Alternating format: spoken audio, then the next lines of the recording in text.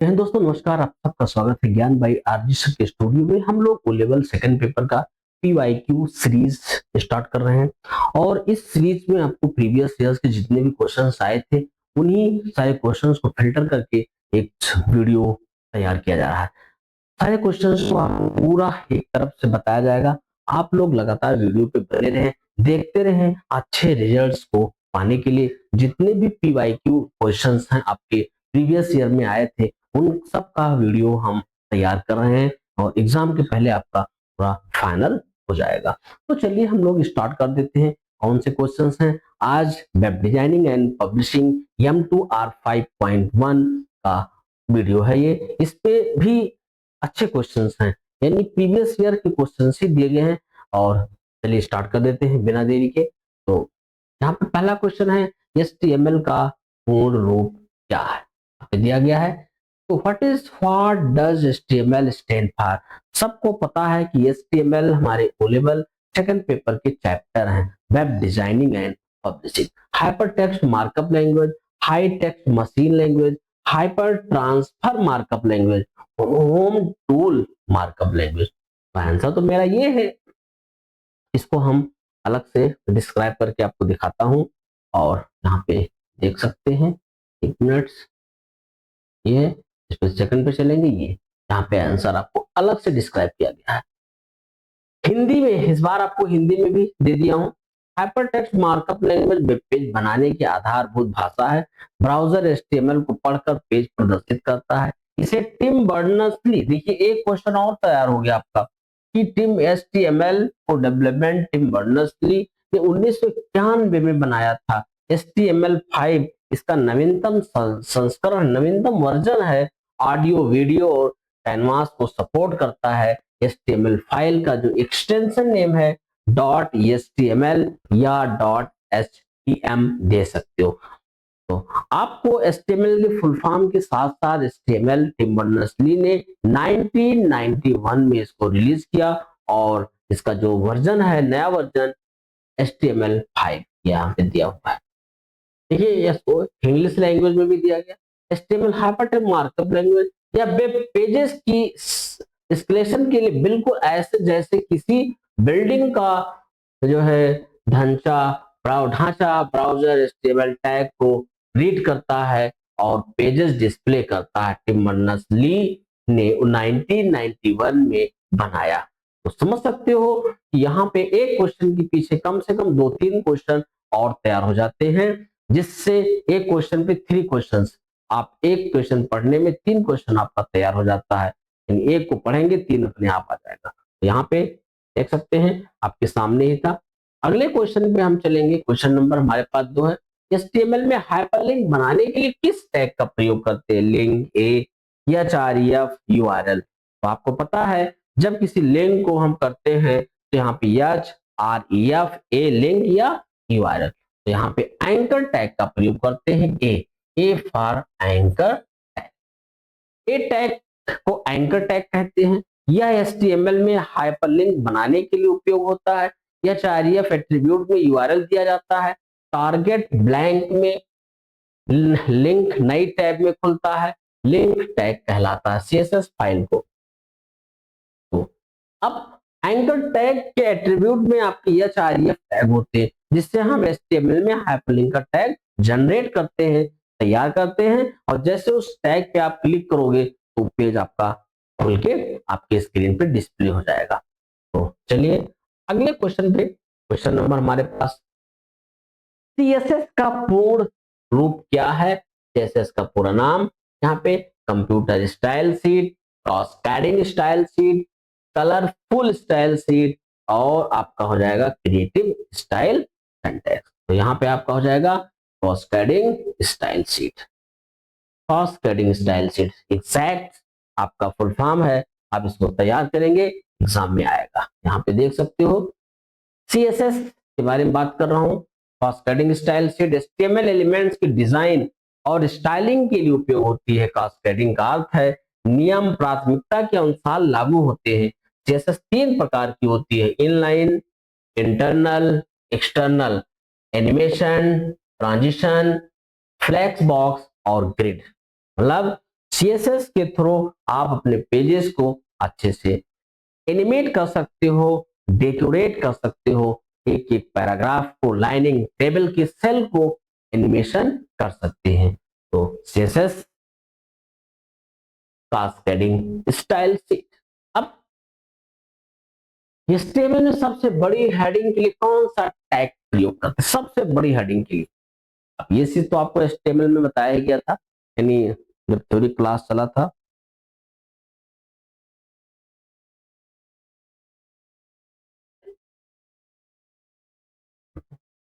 देख सकते हैं इसमें कौन सी हेडिंग टैग होगा, S6 heading, H1 tag, head, यहाँ पे H1 टैग का प्रयोग होता है। अब देख सकते हैं आप इस टेबल में 6 स्तर की हेडिंग होती है, H1 से लेकर के H6 तक चलता है। H1 सबसे बड़ी और महत्वपूर्ण हेडिंग होती है, जबकि H6 सबसे छोटी हेड। टैग अलग है। यह पेज का मेटा डेटा सेक्शन है। एसईओ के लिए प्रत्येक पेज पर एक ही H1 टैग होना चाहिए। ठीक, अब यहाँ पे देखो प्योर हिंदी में था, इंग्लिश है। H1 to H6 heading level, H1 is equal to सबसे बड़ा, H6 सबसे छोटा। हेड अलग है। पेज का Meta data section, search engine H1 को पेज का मैं टॉपिक बनाते हैं। तो यहाँ पे आपको समझ में आ गया होगा। ठीक, तो आंसर आपका होगा H1 टैग, यहाँ पे लिखा हुआ है। इस पे चलेंगे, आगे की तरफ चलता हूं। नेक्स्ट ले लेते हैं। इमेज टैग में इमेज का स्रोत कौन सा एट्रीब्यूट देता है? Which attribute specifies the image source in image? IMG tag है वो। इमेज टैग में इमेज का स्रोत कौन सा होता है? Lang, SRC, HREF, image. तो यहाँ पे जो होगा वो एसआरसी होगा। देखिए आंसर यहाँ पे एक्सप्लेन कर दिया अलग अलग। SRC source, SRC source attribute image का पथ या यूआरएल देता है। ऑल्ट एट्रीब्यूट वैकल्पिक टेक्स्ट देता है जो इमेज ना दिखने पर प्रदर्शित होते हैं। विड्थ, हाइट आकार तय करते हैं इमेज, यानी कोई भी इमेज हो तो यहाँ पे इसका आकार सेट करेंगे, इसकी लंबाई और इसकी ये हाइट और विड्थ को लेते हैं। आगे चलें। एचटीएमएल में लाइन ब्रेक के लिए सही टैग कौन सा है? What is the correct HTML tag? Line को लाइन ब्रेक करने का टैग, यानी कि कोई चीज यहाँ लिखो, ऐसे लिख रहे थे, अब उस लाइन को अगर नीचे लाना है तो यहाँ पे कौन सा टैग आप प्रयोग करेंगे? वो टैग हमारा चलता है बी आर टैग। कौन सा टैग चलेगा? बी आर, यानी ब्रेक टैग का प्रयोग करते हैं। यहाँ पे देख सकते हो बी आर टैग, यहाँ पे ये आंसर हमारा होगा। तो देख सकते हो बी आर टैग के लिए इसको थोड़ा सा अलग हटा करके फिर इस पे लेते हैं। B R tag, B R tag HTML में लाइन ब्रेक के लिए उपयोग होता है। यह एक सेल्फ क्लोजिंग टैग है, इसका क्लोजिंग टैग नहीं होता है। पी टैग पैराग्राफ बनाता है जो ऊपर नीचे अतिरिक्त स्पेस भी देता है, और बी आर टैग को क्लोज भी करते हैं। बी आर टैग किसी भी लाइंस को, किसी भी पैराग्राफ को चेंज करना हो, बदलना है, तो वहां पे हम बी आर टैग का प्रयोग करते हैं।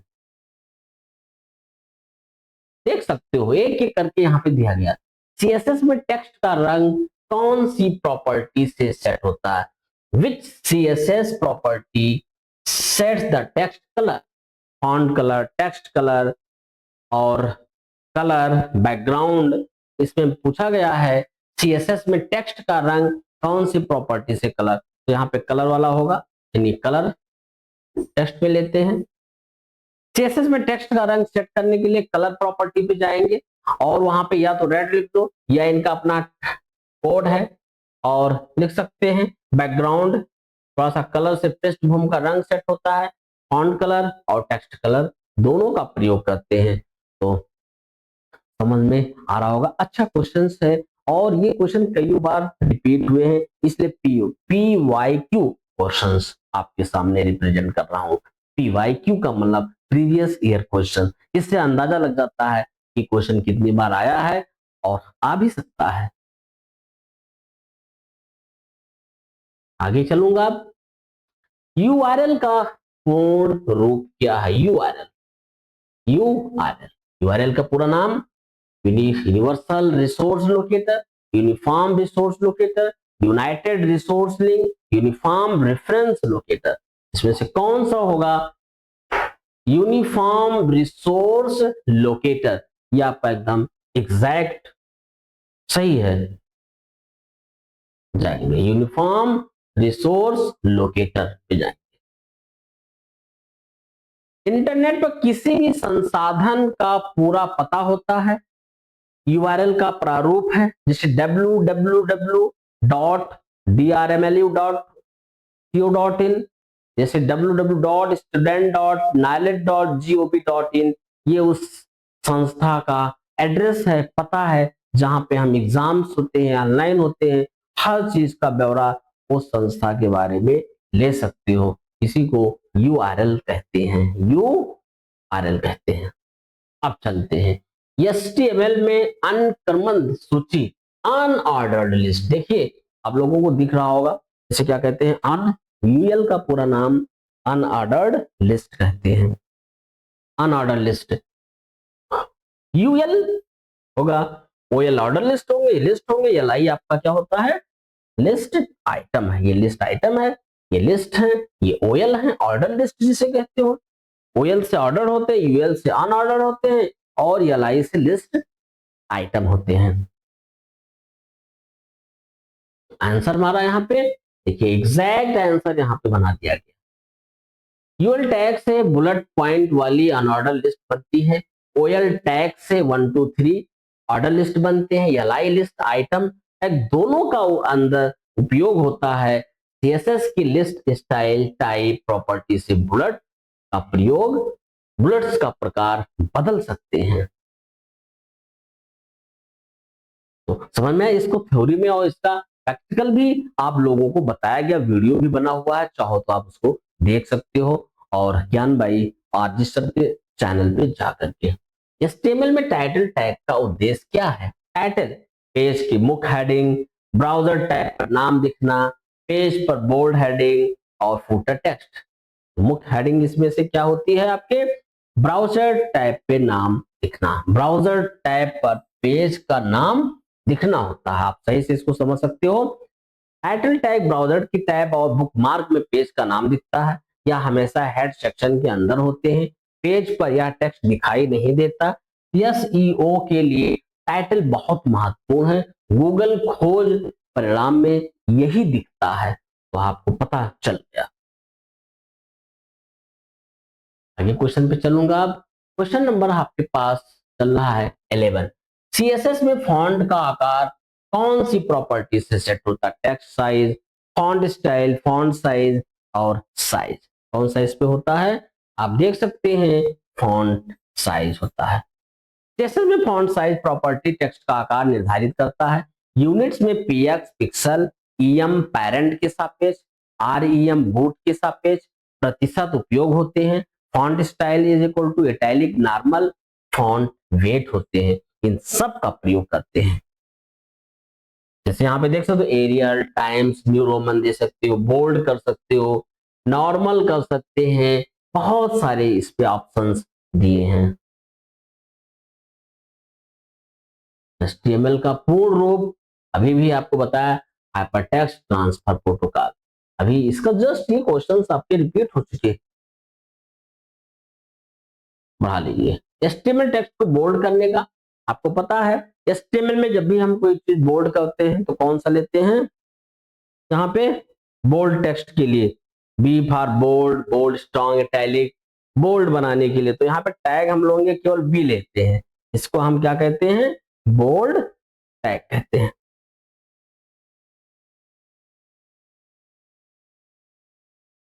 आंसर बोल्ड होगा। ठीक, अगले टैग पे चलूंगा। HTML एलिमेंट को अद्वितीय पहचान देने के लिए कौन से एट्रीब्यूट उपयोग होते हैं? Which attribute gives a unique identity to an HTML? अब आप बताइए, ये क्वेश्चंस आए हैं कई बार पूछे जा चुके हैं। तो यहाँ पे देख सकते हो आपके पास लिखा हुआ है क्लास नेम, आईडी और की। तो भाई की भी आपका एक अलग होता है, एक आईडी भी होता है। क्लास तो में एक क्लास में कई लोग हो सकते हैं एक नाम से, नेम भी हो सकता है, आईडी और की, इन सबका अलग अलग मैच नहीं करेगा। तो यहाँ पे आईडी, आईडी एट्रीब्यूट किसी एलिमेंट को एक अद्वितीय पहचान देता है। एक पेज पर एक आईडी केवल एक एलिमेंट के पास हो सकता है। क्लास एट्रीब्यूट से एक ही स्टाइल अनेक एलिमेंट पर लागू की जा सकती है। सीएसएस में आईडी देते हैं। तो ये सारा पता है। जैसे कोई चीज क्या होता है भाई, एक नाम से कई लोग हो सकते हैं, एक क्लास में एक ही नाम से कई लोग हो सकते हैं, आईडी सेम नहीं हो सकती, कभी मैच नहीं करेगा, और यही आपका यूनिक आईडी है। अब चलेंगे HTML में एक्सटर्नल सीएसएस फाइल लिंक करने का सही तरीका कौन सा है। External style SRC style dot CSS, HREF style, link REL, और ये आपका दिया है स्क्रिप्ट स्टाइल। तो इसका आंसर ले लो।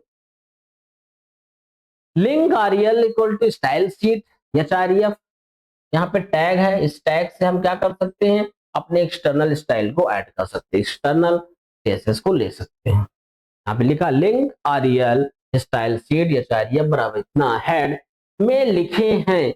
आरईएल स्टाइल शीट यह सीएसएस फाइल है, एचआरईएफ बराबर फाइल पाथ, एक्सटर्नल सीएसएस एक फाइल, पूरी वेबसाइट स्टाइल, ब्राउजर सीएसएस कैसे कर कैच करता है, फास्ट लोडिंग करता है, बेस्ट प्रैक्टिस। अब HTML में टेबल रो, भाई HTML में टेबल होता है, जैसे आप एक्सेल में टेबल होते हैं, माइक्रोसॉफ्ट वर्ड में टेबल होते हैं, ऐसे यहाँ आप टेबल बना सकते हो। ये टेबल होगा, देखिए आपका टेबल बनाना, हमने HTML में भी टेबल बनाना आपको बताया गया था कि टेबल कैसे बनाएंगे।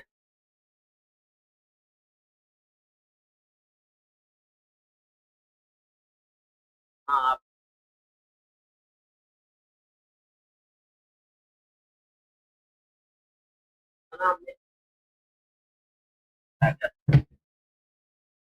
समझ गए।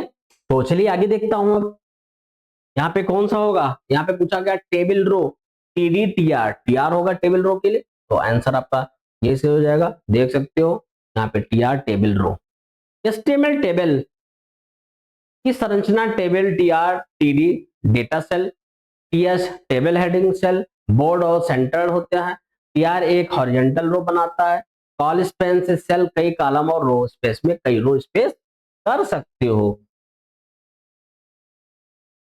देख सकते हैं इमेज टैग में ऑल्ट एट्रीब्यूट क्या होता है, ऑल्ट इमेज अलाइनमेंट सेट करता है, इमेज बॉर्डर जोड़ता है, इमेज लोड ना हो तो टेक्स्ट दिखाता है, इमेज की ऊंचाई सेट करता है। कई चीजों में इसका यूज करते हैं, लेकिन इसका जो एग्जैक्ट हमारा जो आंसर होगा वो आंसर आप देख सकते हैं, इमेज लोड ना होता है अल्टरनेट टेक्स्ट दिखाता है, इमेज लोड ना हो तो अल्टरनेटिव टेक्स्ट दिखाता है। मतलब अगर इमेज नहीं लोड होता है तो उसमें टेक्स्ट दिखेगा हल्का सिंबल टाइप का, उससे मालूम चल जाएगा कि मेरा इमेज अभी लोड नहीं हुआ है, दिख नहीं रहा। आप उस पर दोबारा सही करेंगे, संशोधन करेंगे और फिर ये ऐड हो जाएगा।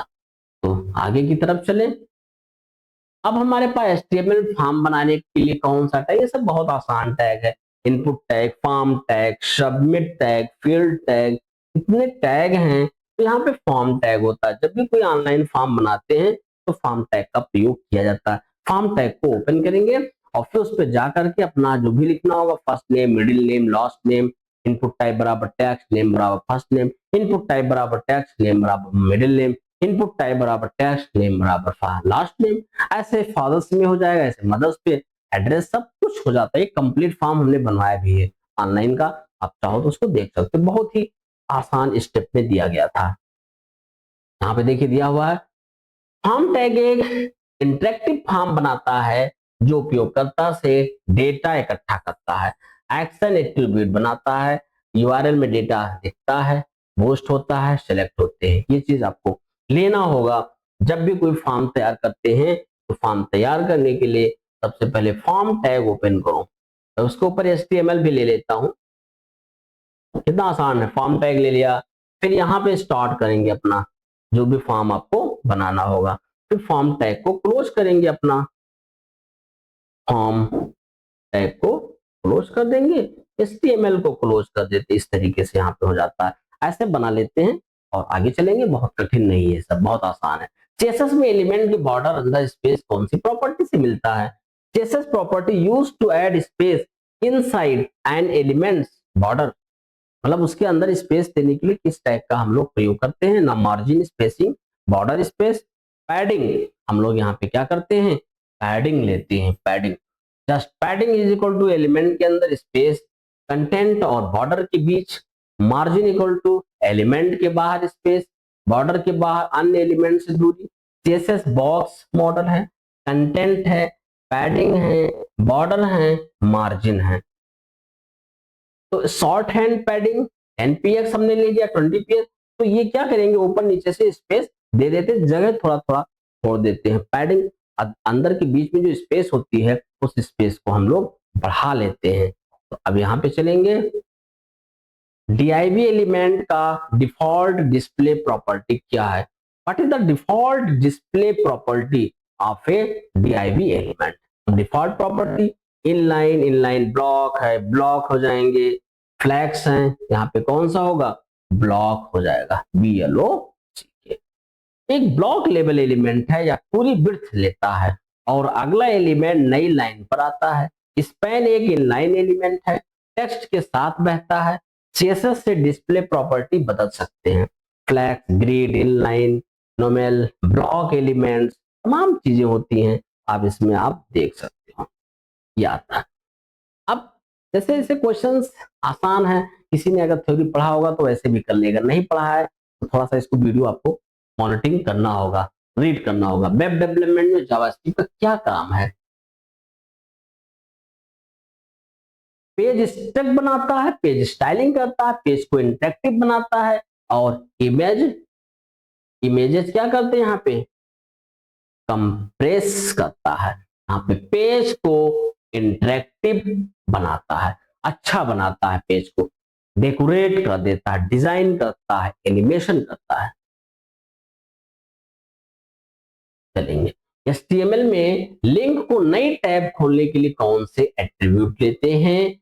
यहाँ पे which HTML attribute open link in a new tab, target self, target new, target blank और open टैब है, तो यहाँ पे टारगेट, ब्लैंक लेते हैं नया लेने के लिए, नया टैग ओपन करना है, तो ठीक है, आप ऐसे देखते रहो, केवल पास हो जाओगे। CSS में टेक्स्ट को इटैलिक बनाने के लिए कौन सा टैग लेते हैं? Font style italic, text style italic, font italic true, style italic हो जाएगा, फॉन्ट स्टाइल इटैलिक लेते हैं और इटैलिक हो जाता है।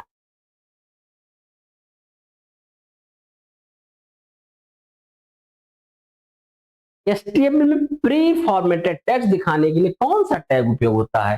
Text code pre formatted tag, text code होगा कि कोड होंगे, प्री या फॉर्मेट, तो यहाँ पे प्री फॉर्मेटेड टैग होता है, प्री फॉर्मेटेड टैग। देखो सब लिखा भी हिंदी में लिख दिया हूँ, चाहो तो आप लोग जूम करके उसको देख सकते हो, पढ़ सकते हो, बार बार उसको क्या बताया जाए। अब responsive web design, responsive web design क्या अर्थ है? पेज लोडिंग वेबसाइट, वेबसाइट जो अलग स्क्रीन साइज पे एडजस्ट हो, एनिमेशन वाली वेबसाइट, डेटाबेस वाली वेबसाइट। अब यहाँ पे वेबसाइट जो अलग स्क्रीन साइज पे एडजस्ट हो। रिस्पॉन्सिव वेब डिजाइन का अर्थ है वेबसाइट मोबाइल, टैबलेट, डेस्कटॉप पर, हर डिवाइस पर सही दिखे, मतलब वो हर जगह जैसा हो वैसा एडजस्ट हो जाए। रिस्पॉन्सिव, वही चीज को बड़े स्क्रीन पे तो बड़ा हो जाए, छोटे स्क्रीन पे तो अपने आप वो एडजस्ट कर ले, इसी को रिस्पॉन्सिव वेबसाइट कहते हैं। तो रिस्पॉन्सिव वेबसाइट का बहुत अच्छा परफॉर्मेंस, अच्छे फीचर्स हैं, आप उसको यूज कर सकते हो, चाहे मोबाइल पे खोलो, चाहे टैब पे, चाहे डेस्कटॉप पे, कहीं भी उसको ओपन कर सकते हो, अपने आप अपने पिक्सल को ऑटो एडजस्ट करता है। तो यही तक, और अगले यहाँ पे आपको पता है कि बार बार आपको दिया जा रहा है, तो जल्द आपके पास ज्यादा से ज्यादा क्वेश्चन पहुंच जाएंगे। आप अगर नए हैं चैनल पे तो जरूर चैनल को एक बार सब्सक्राइब करें, ज्ञान भाई और जी सर को, और शेयर करें, कमेंट करें, सब्सक्राइब करें, अच्छे रिजल्ट प्राप्त करें।